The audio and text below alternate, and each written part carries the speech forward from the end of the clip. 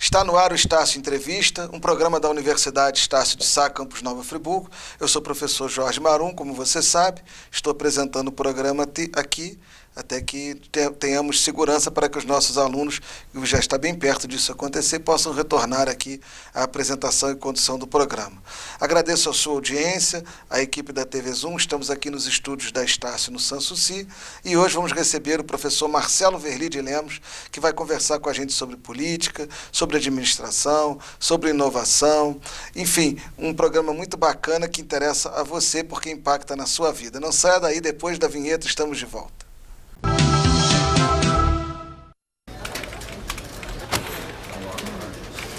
Sabia que quem tem curso superior pode ganhar até 3 vezes mais? Eu sei. Mas e o preço? A Estácio é tão parceira que tem o PAR. Você parcela e só paga parte das mensalidades depois de formado. É, parceira mesmo. E tem até um portal com milhares de vagas de emprego e estágio. Então formou. Na Estácio, você faz o seu melhor e a gente faz o nosso. Você e Estácio. Formou. Inscreva-se já! De volta com o Estácio Entrevista e já dando boas-vindas ao nosso convidado, professor Marcelo Verli. Obrigado por estar aqui conosco. Professor Marum, um prazer poder bater esse papo. Um programa tão especial, voltado a interesse público, a interesse da nossa coletividade. É uma alegria poder estar aqui nos estúdios da Estácio, no Sanssouci, na expectativa de que a gente possa retornar com segurança em breve às nossas atividades diárias como professores. Professor Marcelo, eu acho que a primeira pergunta que a gente faz ao senhor, num programa como esse, eu acho que quem nos assiste em casa também, é que você pudesse se apresentar um pouco, porque você tem uma vida múltipla, você é uma pessoa que tem uma formação sólida. Eu acho que a apresentação do seu currículo de uma breve, eu acho que seria oportuno. Professor Marum, é uma oportunidade muito interessante, né? Eu olho para trás e percebo assim, a construção de uma trajetória.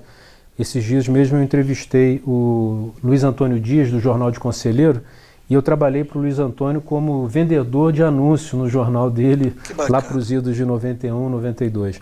Eu sou formado em administração, me formei aqui em Nova Friburgo mesmo, fiz minha primeira pós-graduação na área de gestão empresarial, posteriormente fiz um mestrado na engenharia de produção, na área de inovação tecnológica, na COP, o FRJ. Foi uma experiência muito marcante na minha vida, sair de Nova Friburgo e vivenciar a experiência num campus universitário bastante importante no nosso país, né, na Ilha do Fundão. Mais à frente, quando eu já estava atuando na administração pública, eu fiz um MBA em administração pública na FGV, lá em Botafogo, na sede da FGV no Rio. E mais recentemente, no período de 2015 a 2019, eu tive uma grande oportunidade, uma grande honra de cursar o doutorado em Políticas Públicas e Formação Humana na UERJ, na Faculdade de Educação da UERJ no Rio. Essas foram as minhas formações acadêmicas. Em termos de trabalho, de atividades profissionais, eu costumo dizer que eu comecei a minha carreira profissional apertando parafusos numa fábrica na região lá de Córrego d'Antas, na SPIN, uma fábrica de antenas parabólicas. Posteriormente tive essa experiência junto ao Jornal de Conselheiro, trabalhei também como estagiário no Nascimento Mauá, tive um pequeno tempo também junto ao antigo Banco Bamerindos, até que em 1990 eu fiz um concurso para o Instituto Politécnico do Rio de Janeiro e fico até surpreso em falar que no dia 1º de agosto eu completo 30 anos de vínculo com a UERJ, porque pouco tempo depois o Instituto Politécnico foi incorporado à UERJ. E a experiência que modelou o meu futuro profissional foi a gerência da incubadora de empresas de base tecnológica, que eu exerci durante no período de 95 a 2000, e naquele momento, além de estruturar a incubadora de empresas, hoje a gente chamaria de aceleradora de startups. À época a gente chamava de incubadora de empresas de base tecnológica, e foi uma experiência muito marcante porque eu visitei praticamente o país inteiro. Visitei várias cidades de médio, grande porte, que vinculavam de uma forma muito expressiva universidades, academia, institutos de pesquisa, entidades governamentais, prefeitura, governo federal, governo do estado e também as entidades empresariais, Federação de Indústrias, associações comerciais, SEBRAE e outras instituições fazendo com que o desenvolvimento econômico dessas regiões se acelerasse a partir da incorporação da tecnologia, da ciência, da inovação. Poderia falar 2 ou 3 cidades aqui: Campina Grande, na Paraíba, Florianópolis, em Santa Catarina, São Carlos, no interior de São Paulo. Isso me marcou de tal forma que modelou a minha trajetória profissional. E no período em que eu exerci cargos públicos, seja como secretário de administração, de governo, desenvolvimento econômico, educação, ciência, tecnologia e inovação, seja no legislativo municipal, onde exerci 3 mandatos consecutivos como parlamentar, a gente sempre incorporou a variável do entendimento, da parceria universidade e empresa como um fator estratégico de desenvolvimento. E mais recentemente, a partir do grupo chamado InovaFri, que é o planejamento colaborativo do ecossistema de inovação de Nova Friburgo, nós conseguimos aprovar no final do ano passado, no final de 2020, a Lei Complementar 135, que é o Código Municipal de Ciência, Tecnologia e Inovação, alinhando Nova Friburgo à mesma legislação que Petrópolis e Teresópolis criaram recentemente no âmbito do Serratec, que é o Parque Tecnológico da região serrana. O que nós temos trabalhado em relação a isso? Fazer com que Nova Friburgo, a nossa região, além de ser uma demandante por tecnologia, a gente aqui pode dizer que a gente está num espaço em que a tecnologia é fundamental, que a gente possa também gerar inovações, gerar tecnologias que sejam absorvidas pela sociedade, pelas empresas e também tecnologias sociais, que são fundamentais para que cada vez mais a gente, de alguma forma, diminua as desigualdades que existem. Procurei fazer aqui uma síntese e a experiência aqui na universidade, como professor desde 96, fiquei até 2006, saí de 2007 a 2010 por outras questões profissionais, retornei em 2011 e tem sido assim, uma experiência muito marcante, não só no sentido da aula em si, né, da experiência como professor, mas os diversos trabalhos, os diversos projetos que a gente desenvolve, sempre voltando a atenção para a profissionalização do aluno, cada vez mais essa integração dos nossos discentes ao mercado de trabalho, para que eles se vejam como atores ativos e efetivos na modernização das empresas e das organizações em que eles vierem a atuar. Por que se eu estiver enganado me corrija, mas por que quando tem esses editais da FAPERJ para apoiar novas empresas, startups, na região serrana, muitas vezes tem pouca gente, mesmo com dinheiro público, sem contrapartida, né? Sem contrapartida de juros, né? Não contrapartida de trabalho. Ainda temos poucas pessoas interessadas ou que se inscrevem. É uma questão cultural, uma questão de formação, uma questão de divulgação. Por que a coisa, eu não sei se, né? Mas eu quero dizer, por que a inovação ainda não faz parte, no sentido, como você falou, como promotor da inovação, da vida da maioria das pessoas da nossa região?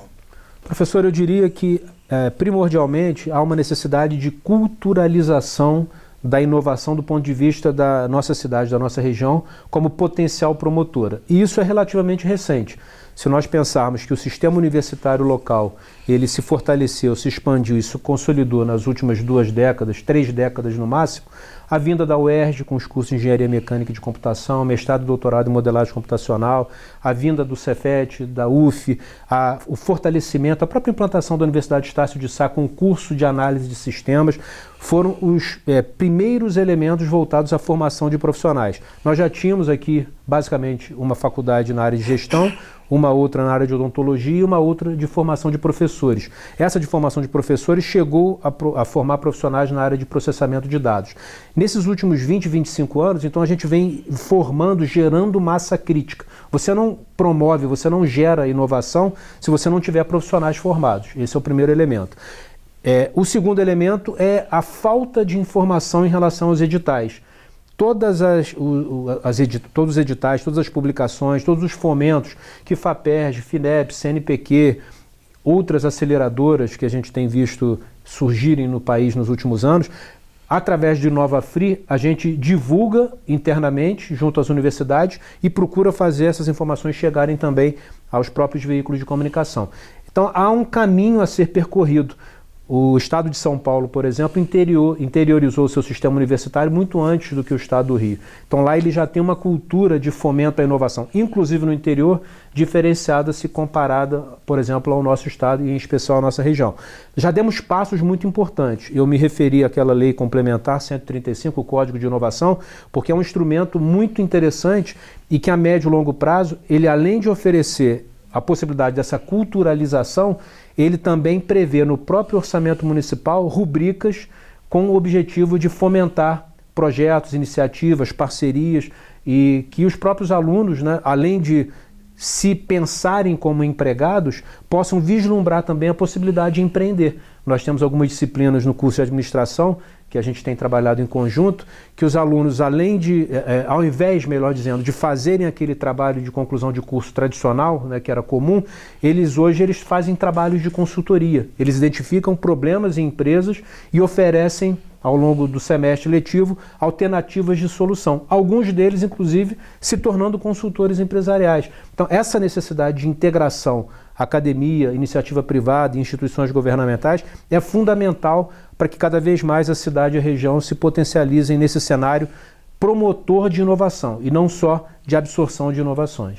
Professor, eu acho incrível o fato de o senhor estar aqui depois de 3 mandatos, depois de uma vida ligada a respeitar a educação, seja pública, seja privada, seja nas suas instâncias, e ter tanta credibilidade junto aos órgãos ao qual você caminhou, seja nas instituições que você citou, como a UERJ, como o Estácio, seja nos círculos da inovação, Então, você tem uma trajetória que é aplaudida, no sentido de que as pessoas entendem que você se qualifica, que você é capaz de propor soluções.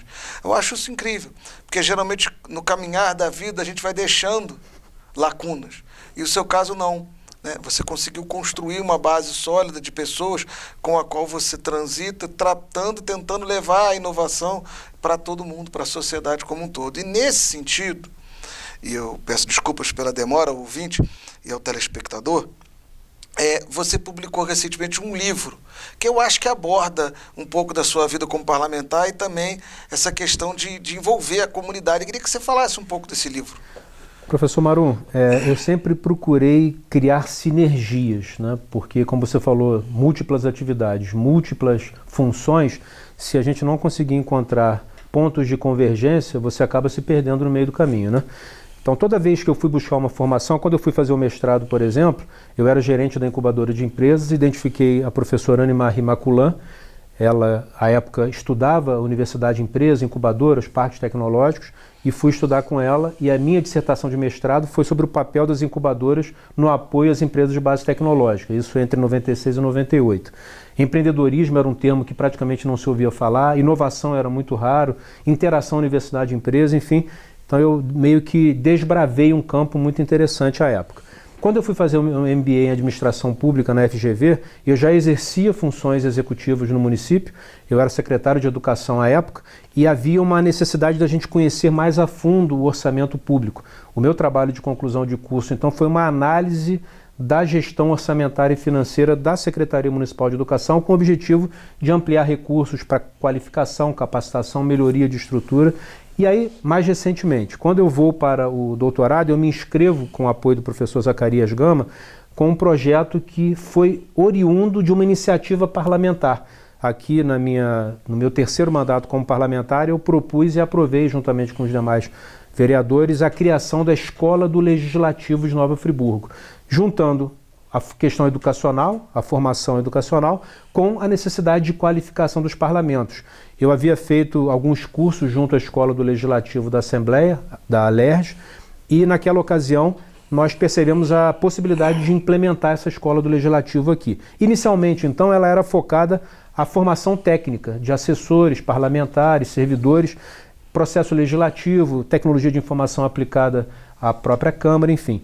E à medida que eu fui estudando, lendo os diversos documentos, os diversos artigos, e conheci um outro professor, Rildo Cosson, que escreveu um livro, Escolas do Legislativo, Escolas de Democracia, surgiu então a ideia do projeto, que era exatamente pesquisar as escolas do Legislativo, além dessa formação técnica que elas ofereciam aos profissionais, aos parlamentares, aos servidores, que elas também poderiam se constituir como escolas de fomento, de formação para a democracia. Então esse foi o escopo do projeto. Como que ela pode se transformar em escola de fomento para a democracia? Primeiramente, se abrindo, né, à sua própria comunidade. Ela não pode ficar restrita ao seu público interno.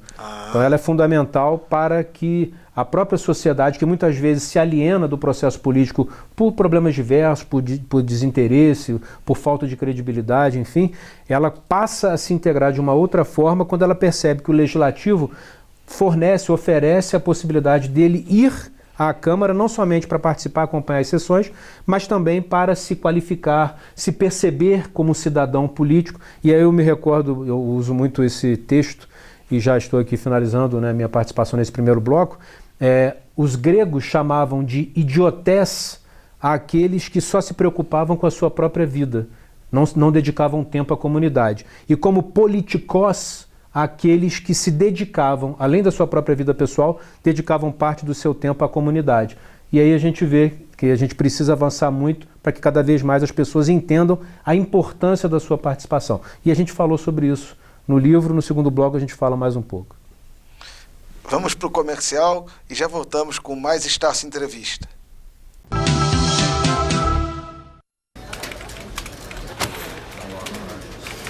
Sabia que quem tem curso superior pode ganhar até 3 vezes mais? Eu sei. Mas e o preço? A Estácio é tão parceira que tem o par. Você parcela e só paga parte das mensalidades depois de formado. É, parceira mesmo. E tem até um portal com milhares de vagas de emprego e estágio. Então formou. Na Estácio, você faz o seu melhor e a gente faz o nosso. Você e Estácio. Formou. Inscreva-se já! De volta com Estácio Entrevista, recebendo o professor Marcelo Verli, do curso de administração aqui da Estácio e de comunicação, direito, várias cadeiras aqui da nossa instituição. Professor Marcelo, mostra o livro aí para o pessoal de casa. Pois é, Marum, é uma alegria muito grande, né? Quem quiser comprar, como é que faz? Tem aqui na Arabesco, né? Na Avenida Alberto Braune. Também está disponível na Amazon. E quem quiser fazer contato diretamente comigo pelo WhatsApp 999175577, a gente também comercializa diretamente. Educando para a Democracia, ressignificando os legislativos municipais. Fiz o lançamento agora em maio, tem tido uma aceitação muito positiva. E é muito interessante, como você falou, né, um livro, ele reflete a nossa vida, né? Aquilo que a gente pensa, aquilo que a gente formula. E além dos conteúdos teóricos, eu entrevistei diversas lideranças políticas. Também tive a oportunidade de, através do Google Form, entrevistar 15, 16 diretores, dirigentes de escolas do Legislativo de várias regiões do país, e a partir daí, então, criamos, né, os capítulos em que essas reflexões elas sinalizam que, além do papel de aprovar leis, fiscalizar o Executivo, atender a demandas que as comunidades, os cidadãos apresentam, os legislativos têm um papel de promoção da democracia fundamental através de ações de letramento político. Escola do Legislativo, câmaras jovens, eu, por exemplo, fui também o autor, juntamente com o ex-vereador, posteriormente prefeito Rogério Cabral, do projeto Câmara Jovem, que é um projeto alinhado ao Parlamento Juvenil, que tem por objetivo integrar jovens, né, principalmente na faixa de 12, 13 anos em diante, seja do ensino médio, seja do ensino superior, a iniciativas voltadas à conscientização política. A gente sabe que há um desgaste político, né, de uma maneira geral, e eu particularmente acredito que os problemas da democracia se resolvem com mais democracia, democracia de mais intensidade, mais participação, mais diálogos, e eventualmente a gente tem visto uma certa perda da capacidade de diálogo. A gente precisa estimular, e a universidade, por excelência, esse espaço. Sem dúvida. E o livro oferece uma contribuição. Eu quero te agradecer pela oportunidade dessa divulgação aqui. Eu peguei o meu anteontem, né? Como a gente falou, então ainda 2 dias não li, mas vou ler. E eu estou muito curioso para ler o seu também. Muito obrigado. Professor, vamos falar um pouquinho agora lá aqui da empresa Júnior, do projeto do laboratório do curso de administração, enfim, da sua atuação aqui na Estácio também, os cursos que o senhor e as disciplinas que o senhor ministra, e como é que o senhor aqui é o professor orientador da parte prática dos alunos de administração. Como é que é isso aí? Como é que essa salada toda se faz? Lembra que eu falei da sinergia, né? E aí eu vou lá atrás, na minha conclusão do curso de administração, em 1992, quase 30 anos, eu tinha conhecido há pouco tempo o conceito de empresa júnior. E o meu trabalho de conclusão de curso foi exatamente empresa júnior de administração. Então eu resgatei, pesquisei, na época era muito mais difícil pesquisar, né? Você não tinha as facilidades que tem hoje. Eu pesquisei a origem das empresas júniores na França, no Brasil, no estado do Rio, e aí preparei um documento, encaminhei inclusive à universidade à época, e posteriormente aqui na própria Estácio, quando o curso de análise de sistemas... Foi a professora Marta Jardim, que foi a primeira coordenadora que trouxe a empresa júnior, não foi? A gente teve uma experiência anterior no curso de análise de sistemas. A Adriana Sayuri Spallanzani foi uma aluna nossa, excelente por sinal, no curso de informática. Hoje ela trabalha numa empresa muito importante aqui de Nova Friburgo na área de tecnologia de informação. Ela foi a primeira presidente da primeira empresa júnior que foi do curso de informática da Estácio. Eu não sabia, não. Já tem algum tempo. Não, mas eu também tenho na algum década tempo de 90, casa. 96, 97. Que né? legal. Inclusive eu estou procurando a foto. Tem uma foto de uma reunião na Associação Comercial, o Armando Salles à época, a própria Adriana, que era presidente da Júnior, enfim. Posteriormente, a professora Marta realizou um trabalho de excelência à frente da empresa Júnior, que foi reeditada já num outro modelo, no curso de administração. E posteriormente... É a mesma até hoje. Até hoje só mudou o nome, virou Geração Júnior, né? Estácio sempre procurando uma modernização, uma adaptação, e a gente tem a possibilidade de auxiliar os alunos. E é interessante, Marum, eu posso falar isso de cadeira, os alunos que participam da empresa Júnior, em especial aqueles que se envolvem diretamente, que têm as experiências na diretoria como presidente, como diretor de projeto, diretor de inovação, enfim, em geral são aqueles que pouco tempo depois no mercado de trabalho você percebe que se distinguiram de uma forma muito expressiva. Porque além do conhecimento técnico do curso, ele passa a ter experiência prática, inclusive das dificuldades. Sem dúvida. Porque a dificuldade é que forja o bom profissional. Sem dúvida. Né? Eu tenho uma frase de para-choque de caminhão que eu gosto muito. O problema não é o problema. O problema é a sua reação diante do problema. E os alunos da Júnior enfrentam o problema o tempo inteiro. Porque eles têm negociação, planejamento, prospecção de clientes, preparação de propostas, diálogos com potenciais parceiros, enfim. Então eu tenho essa possibilidade, né, de acompanhar o pessoal da Júnior. Mais recentemente a universidade implementou o Projet, que é um projeto voltado à capacitação interna, mas também voltado ao público externo. Tivemos algumas programações muito positivas. E o nosso novo diretor, o professor Adilson Samora, traz um projeto também que a gente considera muito relevante, que é o projeto Capacita Nova Friburgo.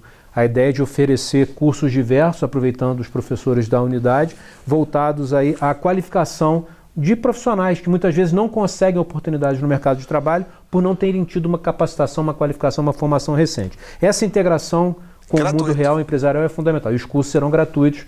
A gente vem trabalhando na formatação desses cursos. Acredito que dentro de mais algumas semanas nós teremos novidades positivas. Depois de tantos anos de Secretaria de Educação, de Inovação, de sala de aula em universidades, como aluno e como mestre, os alunos estão melhores, estão piores, ou não existe, não tem como avaliar isso? Porque eu ouço sempre professores falarem, os alunos de 10 anos atrás, os alunos... Isso aí é mito. Como é que você enxerga isso? Marum, é uma pergunta interessante e, na minha visão, hoje as facilidades, a diversidade de oferta de ferramentas, o aluno ele também aprende em sala de aula. Antigamente ele só aprendia em sala de aula, né? Então se o aluno ele conseguir, a partir da interação com o professor, ele entender aquele conceito que a gente tem ouvido falar muito hoje, que para mim é um conceito histórico e de muito tempo, que é o conceito do lifelong learning, o aprendizado a vida toda. Ele aproveitar a experiência da universidade. Eu aproveitei, tenho certeza que você aproveitou, muitos aproveitamos como professores, à época como alunos e hoje somos professores e procuramos agir dessa forma, demonstrar para o aluno a necessidade de aprendizado contínuo. Se ele parar de estudar 2, 3 meses, ele já começa a se desatualizar. 1 ano, 2 anos sem estudar, e não necessariamente o estudo formal. O estudo formal é muito importante, fez toda a diferença para mim. Eu não seria o profissional que eu sou hoje se eu não tivesse feito todas essas formações, as graduações e pós-graduações formais. Mas existem outras formas de aprendizado. E o aluno, ao perceber a necessidade desse aprendizado contínuo, ele pode identificar, né, alternativas de complementação de formação. Nós temos hoje uma forma de relacionamento. Eu sempre procurei ser muito próximo dos alunos. Como eu entrei numa sala de aula como professor muito jovem, com 22 anos, e os alunos me olhavam achando que fosse trote, né? Eu nunca me dissociei dessa proximidade. Eu me coloco como mais um no processo de ensino-aprendizagem. O que diferencia é que eu tenho um pouco mais de experiência, um pouco mais de formação. Então essa busca de integração, de aproximação, de facilidade de acesso, tanto que até hoje eu tenho alunos que eu dei aulas há 10 anos, 15 anos, 20 anos, que eu continuo mantendo contato, participo de alguns grupos, inclusive com eles. Então eu diria que hoje os alunos têm potenciais acessos à informação de muita diversidade, o que não existia antes. Por outro lado, o risco de perda de foco é maior, né, porque os elementos... E de saber também do que estudar, né? Exatamente. Aqueles que estão, por exemplo, em modalidades não presenciais, eu acho que ficam sem referência, na minha opinião minha, e sem relacionamento. Isso prejudica, né? Porque o networking de uma sala de aula presencial, as melhores oportunidades de estágio e profissionais que eu obtive na minha vida foram decorrentes de networking em sala de aula. O meu estágio na Cimento Mauá em Cantagalo, que foi um salto de qualidade, a Cimento Mauá, à época, fazia parte de um grupo multinacional, foi uma aluna que chegou numa sala de aula: colegas, tem uma vaga de estagiário no setor de compras da Cimento Mauá. Alguém tem interesse? Eu levantei a mão, conversei com ela, no dia seguinte fiz o teste, na semana seguinte eu fui trabalhar.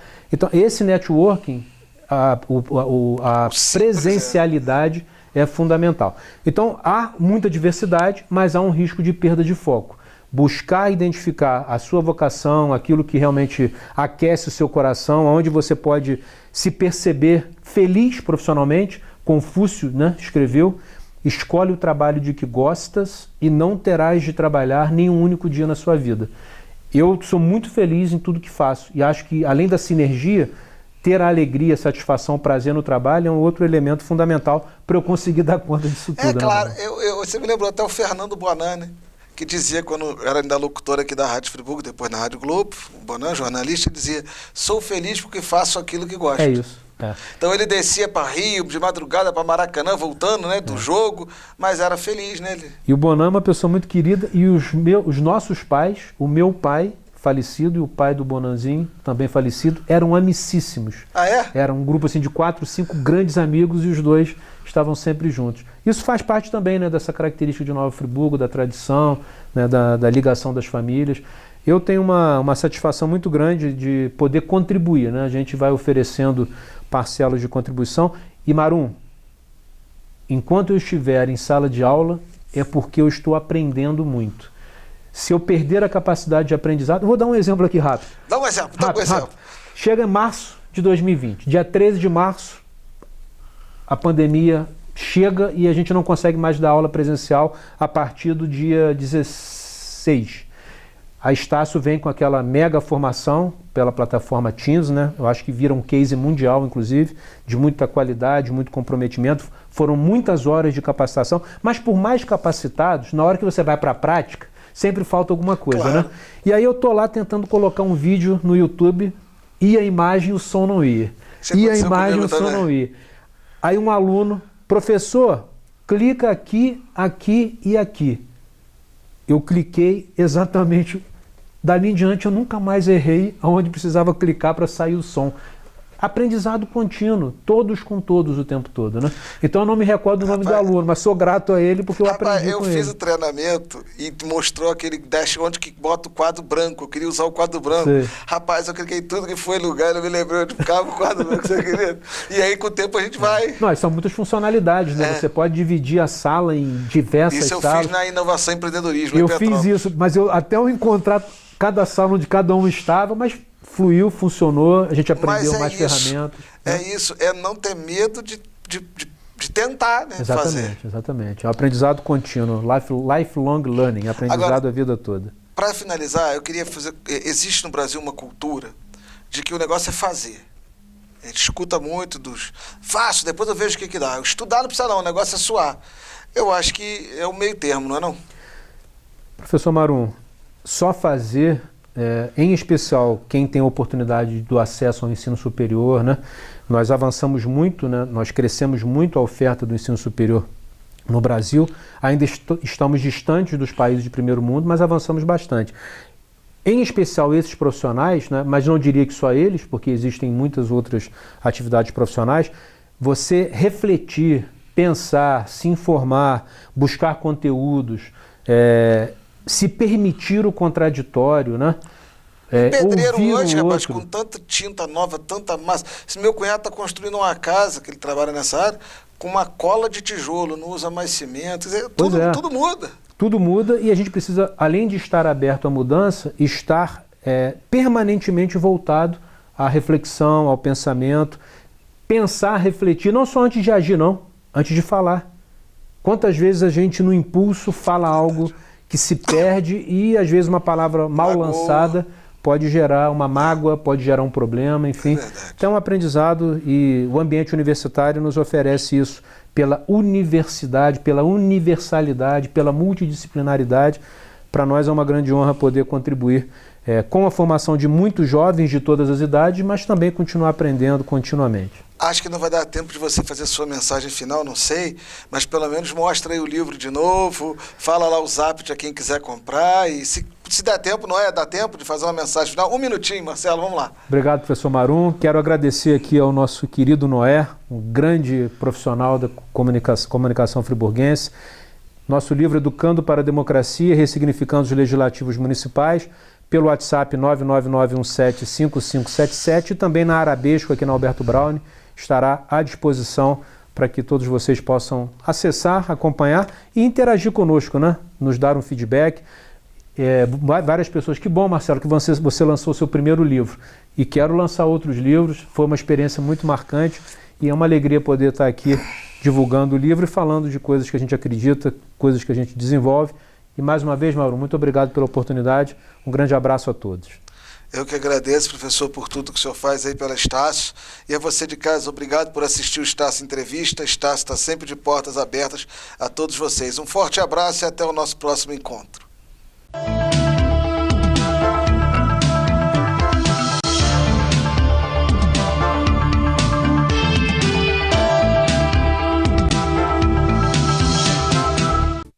Este e outros programas você assiste no aplicativo TV Zoom.